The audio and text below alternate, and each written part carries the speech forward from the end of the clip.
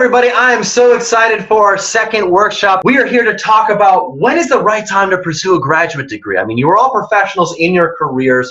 You are all potentially thinking about it or are already in a graduate degree, or maybe you're considering pursuing an additional graduate degree if you've already got one. This is an extremely pertinent and relevant topic for anybody who's thought about more education. This workshop is for you. I'm really excited for you to experience our guest speaker this evening. It's going to be really insightful, very data-driven. It's going to have a lot of facts and figures that will hopefully help you make the most educated decision about what makes the most sense for you. By the way, my name is Garrett Mintz. I'm the founder of Ambition in Motion. And really, you've already started meeting with your mentor. That is awesome. Hopefully, you've already set up your first meeting. Maybe you've even already set up your second meeting. If that's the case, that's amazing news. But the focus for this workshop is how can you be intentional about really taking steps forward for yourself professionally. Now, I know that these workshops are on a wide array of topics. Obviously, our first workshop was on how to transition into a managerial role. This workshop's about determining whether or not it's worth it to pursue a graduate degree.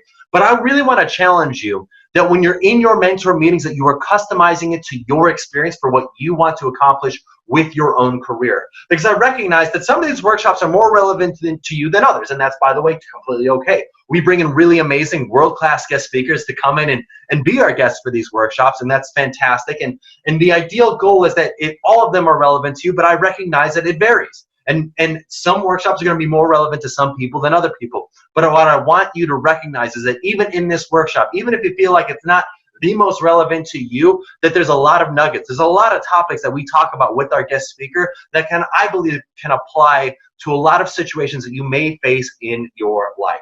So I'm really excited to get started. Now, one thing that I really want to focus in on, and this is something we talked about last time in our workshop, and that is understanding your strategy, your story, and your state. Those are the three keys to being successful in this program. The most important one, that being state. So physically, where are you? What is going on in your world? Are you having a bad day? Are you having a stressful day? Are you having a difficult time with your significant other? Did your dog just die? I don't care what is going on with your world, no matter how stressful, no matter how mad, no matter how angry, no matter how bad anything is going on in your world, you can change your state in a matter of seconds because your emotions drive your emotions. So what I want you to do right now to get yourself ready for this workshop is I want you to stand up and I want you to shake it out. I want you to shimmy it loose. I want you to scream at the top of your lungs. Just go, yeah! Just let it loose, let it out, let it go. Because what you're doing is you're letting blood flow to your brain. You're releasing endorphins in your brain. You're getting yourself into a state conducive for receiving information. Because ultimately, at the end of the day, when you sit down for too long, you have diminishing returns on your mental investment. Your likelihood of retaining that information is significantly minimized. So I want to challenge you to get up, shake it out, let it loose, get your blood flowing, because when your blood's flowing to your brain, your likelihood of actually remembering this information is significantly higher. Now, when you're going into your mentor relationship, when you're meeting with your mentor, if you can get your blood flowing before those mentor meetings, you're much more likely to retain the information your mentor has to say for you and to you. But if you don't get yourself into a state ready for this mentor relationship, your likelihood of making the most out of that experience diminishes. So I want you to get yourself into a state. Now, the next key is your story. What is the story you tell yourself? Why will you be successful? I'd love to know it. In fact, actually, if you could, post it in the comment section. Why are you going to be successful? I mean, if in your mind you think, hey, I'm cool with mediocre, I'm cool with just settling, this program is not for you. I can tell you that right now. If you're thinking to yourself, hey, I want to settle, I just want to kind of like not really aspire for too much, you wouldn't be in this mentor program. So what I'm here to tell you is shoot for the stars. Have big, crazy, hairy, audacious goals. And by the way, don't let anybody else judge you for your goal because your goals are your own. So what is audacious to you may not be audacious to somebody else, and what is audacious to somebody else may not be audacious to you, but that is okay. It's not for you to judge. It is for you to make strides for yourself, because at the end of the day, this program is about personal growth and confidence, helping you put yourself into the best position for you to succeed. So if you can tell yourself a story for why you will be marginally to exemplary, significantly better than where you're at the beginning of this program, that is awesome, and that is where I want you to go. That's where I want you to be. Now, the last part is your strategy. What is the strategy that you're going to do to start putting yourself in the best position to succeed? Now, this program, this workshop specifically, is about when is the right time to pursue a graduate degree. Now, one thing that I strongly encourage you to do, because here's the thing, at the end of the day, your strategies are all about routines.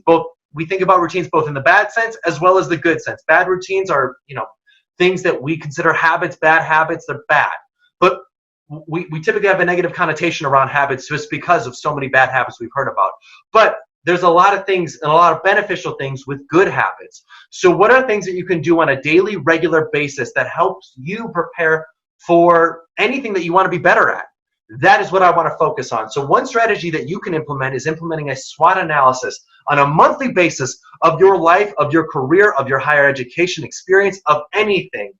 Doing a SWOT analysis. SWOT analysis stands for strengths, weaknesses, opportunities, threats. So if you're currently right now in a job and you're thinking to yourself, I'm contemplating a graduate degree, but I don't really know right now, what you'll want to think about is, what are the strengths of pursuing a graduate degree? What are the weaknesses of pursuing a graduate degree? What are the opportunities of staying in your current role? And what are the threats to leaving your current role for this graduate degree? If you can lay this out for yourself, it will help you on a substantial level towards making the most educated decision for yourself for why you should or should not pursue a graduate degree. Now, our guest speaker this evening is going to talk about the literal specific facts and figures of financially, when does it make sense for you to get a graduate degree, and when does it not make sense for you to get a graduate degree? And so I think you're going to really enjoy what our guest speaker has to say about this, because the insight is unbelievable. I think you're going to really enjoy it. But in terms of the strategies, I want you to do a SWOT analysis to help you prepare for that. The other thing is, I want you to start having more informational interviews beyond just your mentor. I don't care how old you are. I don't care what stage of life you are in. You can have conversations with people. Just because you're not a quote unquote current college student in a collegiate sense, you're still a student of life. You're still a student of professional outcomes. And by being willing to admit that you're still a student, you can take the knowledge of somebody else. You can say, hey, I'm a student. I'm interested in learning more about XYZ field. Would you be willing to have a coffee with me or a conversation with me? That is a great conversation starter for you to learn more about other fields, because at the end of the day, it's not about stagnating. It is about growing. It is about learning. It is about being uncomfortable and being comfortable with being uncomfortable. So those are the key points I really want you to take away from our workshop this evening. I'm so excited to jump into our guest speaker. By the way, if you've not connected with me on LinkedIn yet, please do so. We have a LinkedIn community, a Ambition in Motion group where all of us participate in it. We can post our questions. Our entire community can answer them or see them or relate to them. It's a really cool place to be. If you don't have a LinkedIn, absolutely get a LinkedIn. If you do have a LinkedIn and you have not connected with me, I strongly encourage it. I'm so excited to get started, and I'm so excited for you to experience our guest speaker this evening. Thanks for your time. I'm looking forward to get this guest interview going. Hey everybody, welcome to our workshop this evening. I'm so excited to dive into our topic of how to determine the right time to pursue additional education. I know a lot of you are young professionals or just professionals in your careers, and you're thinking to yourself, okay, when do I pursue additional education? When do I go back to get that MBA? When do I go back to get that master's degree? When do I go back to get that PhD? Or do I go back to get those additional education or credentials or credits or certifications? And why? And what are the main driving factors? I think this is something that's on the minds of a lot of professionals, and really the factors that play into it, I think, are really critical as well. I'm excited to dive into this topic with our guest speaker here this evening, Mireya Dominguez, on how to determine the right time to pursue additional education. Mireya is a solution-driven professional with in-depth experience in operations, management, planning, and events, global project development, training, and process improvement. She's highly motivated and forward-thinking, a proven performer with exceptional organizational skills to ensure seamless operations in a fast-paced environment, build dependable and profitable partnerships. She's been an executive for Rotary International and is now the Associate Vice President for Tur, Mullen, Watkins, and Brandt. Mireya, thanks for being here. Thank you. Glad to be here. So I would love if you could, I know I kind of gave like an intro and a high level overview of you, but I would love if you could just introduce yourself and your educational path to this point, educational and professional path of like undergrad, career, getting additional education, and how you determined kind of why you wanted to pursue that additional educational path. Sure. So I will say that my path and education it's unique in the sense that I started out going to a four-year college or university, and after that first semester, I didn't know that colleges and universities can drop students. So that was a major surprise for me. From there, I went to a local community college just to get the basic courses, math, English, humanities, things like that out of the way. And, at that time, I still wasn't sure what path I wanted to take, what I wanted to do, that field of study. And I thought, well, let me go into healthcare. I'm going to get my feet wet and receive a certification in medical assisting, which is really strange. I know this is, how it's from where I started to where I'm at.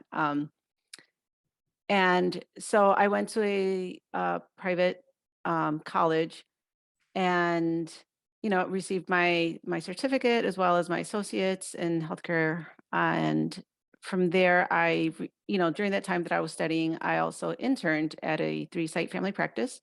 I found that I enjoyed it, working in the healthcare area. I actually had to take time off from finishing my studies so that I can repay my loans. So after about a year, I went back, studied, completed my bachelor's, and from there, I started to branch out. So I worked in not only the front office area of a clinic, but also in what we call the back end. So working as a medical assistant, drawing blood, cleaning the surgical instruments, using autoclave, as well as, taking patients, their blood pressure, vitals, things like that. From there, I went into billing and learned from that aspect. And from working there, then I moved into working in the university, working in collections, working with students and helping set payment plans. After that, then I worked into True Value, which is headquartered here in Chicago, working in the accounts payable department. And so I had the opportunity to work with vendors, primarily international vendors, and that opened up the opportunity for me to go into Rotary International. So the reason that I was looking for, something to go into the nonprofit from corporate was really my decision to, have something that's more meaningful, something that would make an impact, and really enjoy what I was doing. So I had the opportunity to apply and was accepted working at Rotary International. I joined the organization as a humanitarian grants coordinator. So I managed about 280 grants in different geographical areas. So they range from West Coast US to Mexico, parts of Latin America, parts of Europe, including Russia. And so I worked there for about 7 years. During that time, the organization also offered some in-house professional development courses. So I definitely took advantage of that. And after 7 years working in the grants area, I moved over to the fund development.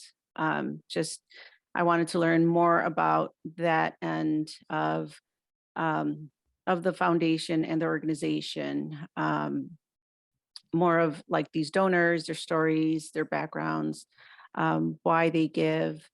And from there, I decided, this was a perfect time for me, given my, situation, my, the time, financial means, to go back to obtain my master's and as well as my certificate. So one of the things that I did realize is that working for a member-based nonprofit organization, it's not the same as a traditional organization. So that really helped me to learn more about grant writing. So that was something that I didn't really have the opportunity when I was working at Rotary.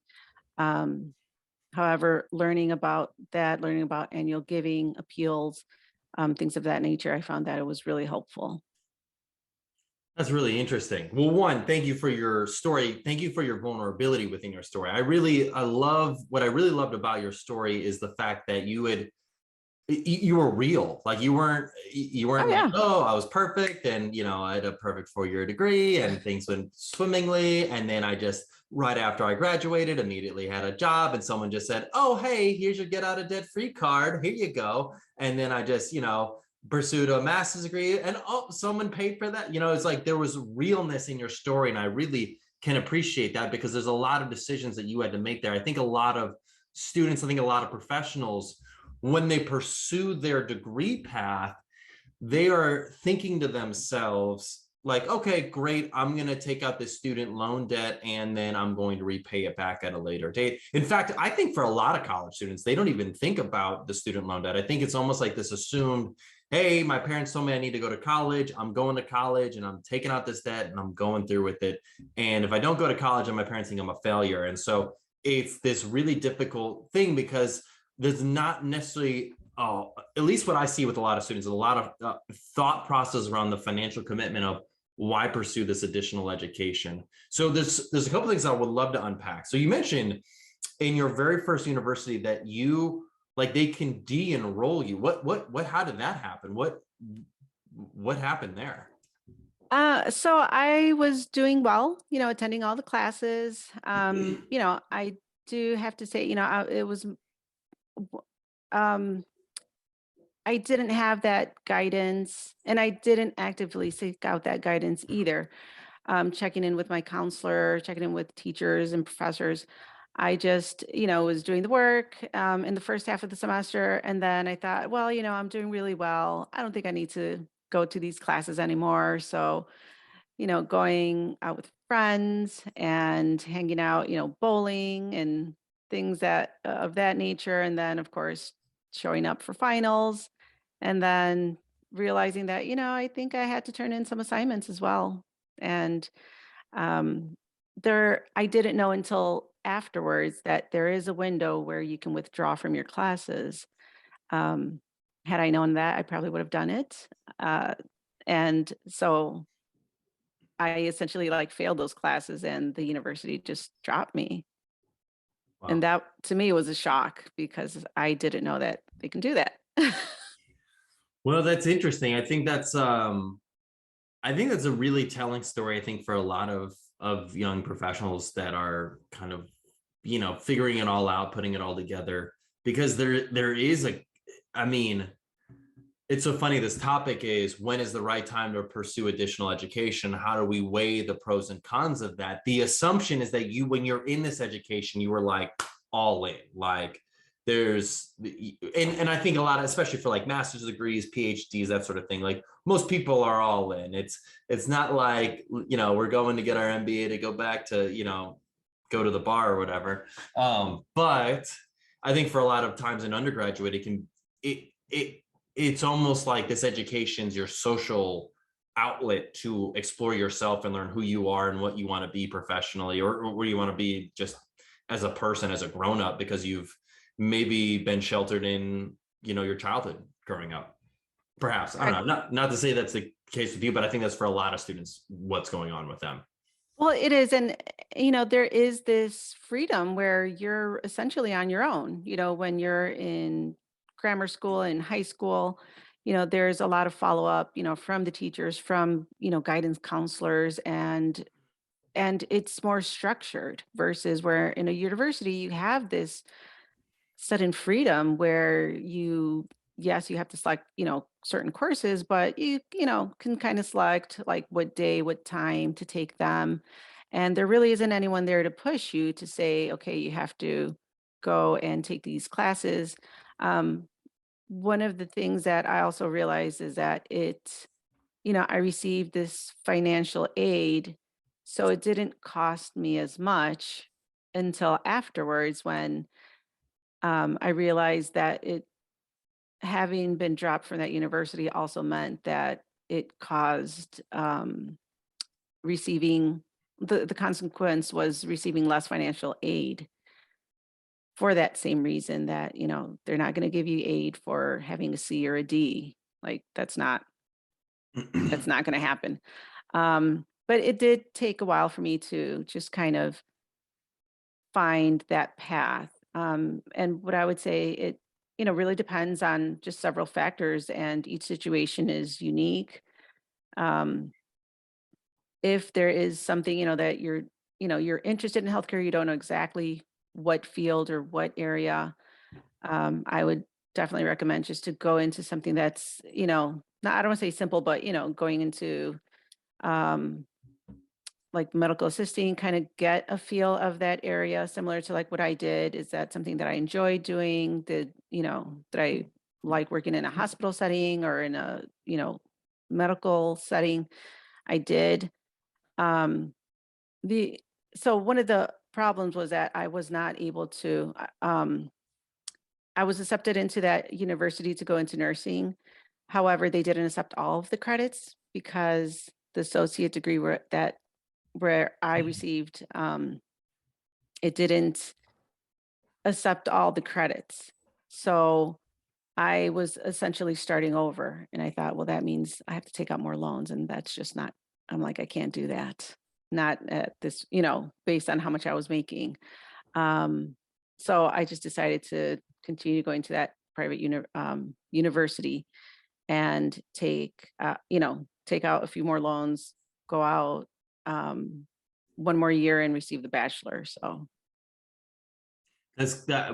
Thanks for sharing that. I think that's interesting. So what I'd be curious to know is how did you, yeah, that's interesting.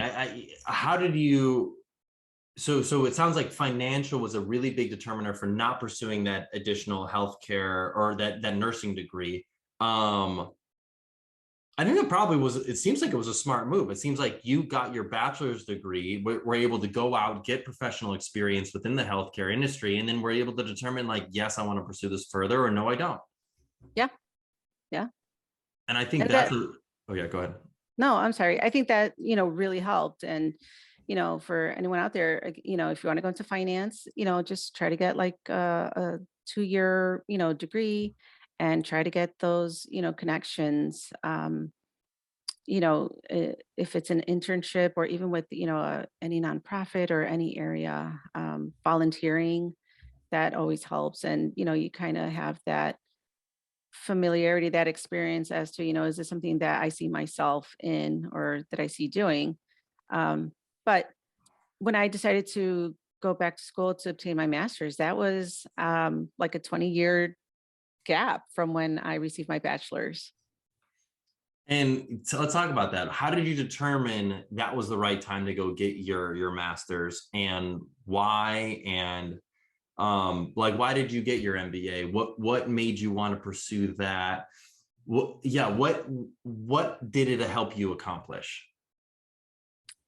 So what actually helped to accomplish was, again, having a better understanding and idea of the nonprofit world, and the different fundraising vehicles, the techniques, as well as um, different um, how to segment donors, grant writing. It's just, the world of nonprofit, it has so many areas.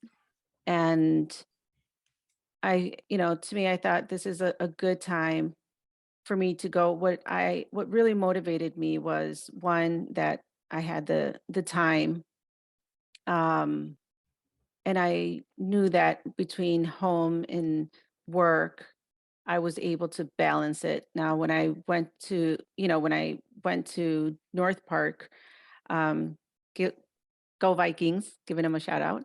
Um, it was a course. I just took one course per quarter. I was not in a hurry to complete the master's, especially not at my age. But more importantly, I just wanted to take, to have that work life home balance, um, and really not overwhelm myself, and just take this experience. And, if I'm going to take a class, I want to, be able to focus and dedicate that time. Another factor was, that the university offered scholarships. They offered a discount if you were part of an organization. So I enrolled in AFP, the Association of Fundraising Professionals. And so the university offered like a 40% discount or scholarship off of, the tuition for each class. And then I realized that, Rotary also offered tuition reimbursement. So it was a 90% reimbursement. So normally a course that would cost like $2,000, I ended up paying like 150. And I thought, there's no way, like, how can I pass this up? I think at the end they were like gonna owe me. I love that. I think that's a very smart way of going about that. I think that makes a ton of sense. I'm really glad that you shared that. And one, I would imagine your experience with grant writing helped you with getting scholarships and that sort of thing, because I would imagine they're similar kind of processes. Yes. Oh, definitely. Definitely. You just have to look at the criteria. I did actually apply towards the end of my studies. I was, laid off in August 2020. And so that was something that was unexpected. But again, Rotary was no exception to many organizations and employers that were affected due to the pandemic. And so I did come to that difficult decision as to, should I continue? Should I wait? There was just so many unknown factors. In 2020, I don't think there was a lot of information still about like, the virus and the pandemic and, what was going to be the outcome. But given that I had like 5 to 6 classes left, I thought, you know what, I'm just going to go like move forward and take the last courses, and I'm going to start looking for opportunities for scholarships. So one of them I did apply through Delta Mu Delta. And I just looked at the deadline, the criteria, and just started working on that. So that definitely was a tremendous help, like that grant writing course. That's awesome. And I love that. I love the resourcefulness and within all that, because I mean, that makes a ton of sense. And you were able to get your organization to pay for a part of it, that being Rotary. And obviously, things changed, the pandemic, a lot of people were affected by that, but then you were able to pivot and be even more resourceful by reaching out to Delta Mu Delta. I think that's fantastic. So I love hearing those types of stories and those types of scenarios and situations. I don't know, one thing I hear from a lot of professionals is when they go get their MBA or they go get their master's or additional education, they don't tell their company, they pay for it out of pocket. And then they just assume like, okay, I got my MBA, and they're like, ta-da, I'm here, I've arrived, I got my MBA, like, promotion please. And the company is like, we had no idea you were studying to get your MBA. Like, we had no idea what you were doing. We don't, like, the reason it's so often, I unfortunately see a lot of professionals where they will go pursue additional education without talking to their employer, without actually really communicating what their goals are from getting education. So I'll see oftentimes someone gets an MBA and they didn't tell their boss, and then they finally, in a spur of frustration, go to their boss and say, I can't believe I haven't been promoted yet. This company doesn't appreciate who I am. I got an MBA and I've done this and I've done that. And I would love to, I wanted to lead a team and I never ended up getting into that. And the boss was like, you wanted to lead a team? Like, you didn't need to get your MBA for that. Like, we could have promoted you to this management role, but you never talked to me about this. You never told me that. Like, I assumed you like being an individual contributor. And like, those sorts of things could have been talked about and potentially saved like tens of thousands of dollars from getting an MBA because they didn't talk to anybody. So it's so vital, I think, that you talk to your employer. And so that's one of the things that I really loved about your story. Oh, definitely. You found opportunities to get reimbursed from your employer. So yeah, I think a lot of companies will actually pay for you to get your MBA. So I think that's awesome that you did that. Oh, sure. And, it's not to say that, that I just signed up and, suddenly, went to, people in talent and said, okay, here's, my classes, reimburse me. There was a process. And so part of that process was to create a professional development plan, review it with your, superior, your manager or supervisor, and have that approved. So, which also helped because, you know, the employer also wants to know, I mean, if they're going to be reimbursing, they want to know, what are your plans? What are your goals? What's the reason that you want to take this course? And how is it going to help them also?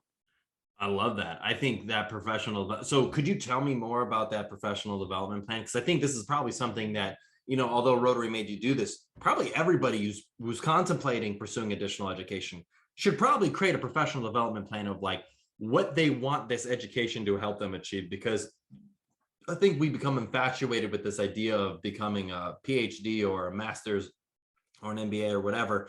And we don't actually think, what are the outcomes we want from this?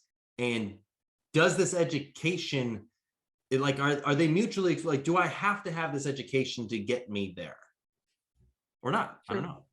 Yeah, no, I think independently, it is important to have a professional development plan, and whether it's, 3 to 5 years, similar to how companies have a strategic plan, like you should just have that for yourself. Like, where do you see yourself? What do you want to do?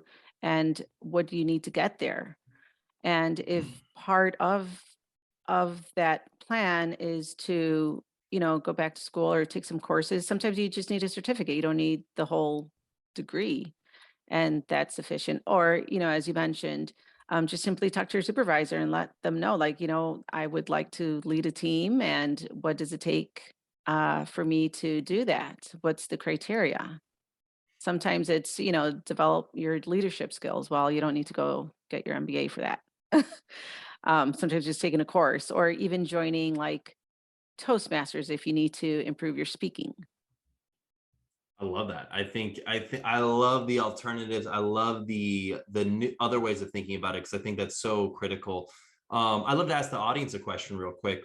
What is your professional development plan? Post in the comment section. I'd love to learn about that. I'd love to learn like, what is your plan for where you'd like to go and where you'd like to be? I think I'd be fascinated. But yeah, so Mireya, you shared about getting your MBA. Now that you got your MBA, how has that helped you in your career path? It's definitely, well, one, it's kept me in the know. So I will say, when I first attended my in-person class, because I'm old school, and so I showed up with a notebook and a pencil, thinking like, is this still used? Because, I graduated with a bachelor's last century. In the late 1900s, I guess, is what they're saying now. Um, and so I had to learn, what Canva is and how to create an account and things like that. And so it really helped me, just, overall, like professionally. Um, and it's also really reshaped my way of thinking. A lot of these questions, where I'm, now a board member for a local YMCA, um, ways that they're trying to reach target audiences, sustain members, um, increase donors. There's a lot of things that, I'm now thinking of how is this going to benefit, and it's really helped, in that sense, as well as with interview questions, questions for donors. A lot of the times, people who work in soliciting gifts, major gift officers, they don't really have those tools or the capacity, the knowledge, like how, how do you go to school and ask for a solicitation of, 6 figures? So, that really, I found that it really helped, just again, having that conversation, with donors, learning their stories of why they're giving, how, what's the most meaningful gift that you made and why, what was so special about that. So that's something that you don't always get into. You have that opportunity in the real world, but for this specific program at North Park, working in the nonprofit area, that was something that was I found really helpful.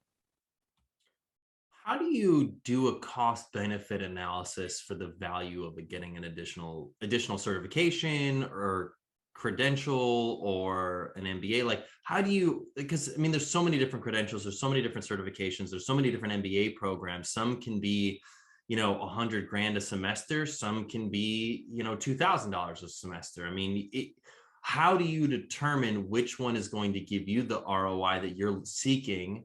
And yeah, like, is there a mathematical formula we can use to think about that? Um, so for me, when I was, looking back, cost was, definitely a factor, but it was also, um, what did the university or the college offer? How were these classes formatted? Did they have that flexibility? Did they all have to be in person, or were, they available in online? So how long, did it did these courses take? That was one of the things that I found in retrospect, that, these semesters that are like 16 weeks long or even 12 weeks long, that was just like too much for me. So going to these private colleges where North Park has quads. So it's like two classes in a semester. So each class is like 7 weeks long. And it's very intense. So part of that reason, it's just like it helps you to be even more focused. Like you don't have time to kind of lolly around. But again, I'm in a different mindset too. So I would say it just really depends on, on the cost, on what they're offering. And talking to your employer, is this something that you're able to cover? Even if you're working in, in a accounts payable, but you want to go into media and communications, are they able to cover that? Yeah, no, that makes sense. I know one of the guest speakers we've had on in the past on this topic was a contributor for US News on this topic. And her rule of thumb was take the essentially, her rule of thumb was, can you pay back this education in 5 years? And that's just essentially how she looked at it. Was she said, take your annual salary of what it's going to be after you graduate. That should equal the annual cost of this education. And then if you save 20% of that and contribute that towards paying back off those loans, you'll be paid off in 5 years. If if the cost of the education is more than that, not worth it. Yeah, I wholeheartedly agree. And I thought that was a really fascinating thing, because I have seen some pretty high priced masters and MBA programs, which, sure, the universities sound prestigious and the programs sound great and all, but like, if you're not earning enough to essentially make that pay offable in 5 years, I mean, it's probably not going to net you the ROI that you're seeking. So Certainly. yeah, Mireya, I love to ask you just a couple final questions. Are there any final tips or advice or suggestions you have for any professionals that are still on the fence or about getting this idea? I feel like we've covered some really cool points about the professional development plan and how to I guess maybe, are there any final tips you have for any professionals pursuing additional education? One, and two, how do you audit your professional development plan? How do you update it so then it is the most relevant? Because life changes, things happen. How do you go about updating it and creating a roadmap for what new education or certifications you might need to get you to where you want to go in the future, or just a roadmap in general for where you'd like to be in the future? So I would say, just not be in a rush. Again, there's this mindset that, right after high school, you're supposed to go to college and attend college in 4 years and complete your studies. And the reality is that that's not the case. A lot of students nowadays, sometimes it takes them 5, 6 years, and that's perfectly fine. You need to take time off to really think about, what you want to pursue, then it's better to do that. Take off a semester and, focus, think if, that's something that you want to do. Again, for me, it took time to really figure out what it was that I wanted to do. Um, and I would say, if you do have that time, you have that support from your employer, from family, if you have the financial means. And even if you don't, look at options, tuition reimbursement, just, any discounts, scholarships, things of that nature. Um, think about how is that degree or that certificate going to help you, and what are the next steps after that. So I know for me, I, completed in-house programs that the organization that Rotary provided. And afterwards, I was kind of done with that. And I thought, I still want to continue to learn and just receive those certificates. And I thought, okay, well, what's next? And that's where I, completed my master's. So I think right now I'm probably going to take a break and kind of see, now that I completed that goal, what, see what's next. So that's just my way of thinking that, you basically never stop learning. And so there's always opportunity for you just to continue to learn. Amazing. Awesome. Well, Mireya, this has been great. Thank you so much for being here. Everybody in our audience, thank you all for being here. Last question. How can our audience learn more about you? Are you okay with them connecting with you on LinkedIn? Oh, absolutely. They can connect with me at LinkedIn, or also connect with me through my email at Mullen Watkins and Brands, which is Dominguez at twbfundraising.com.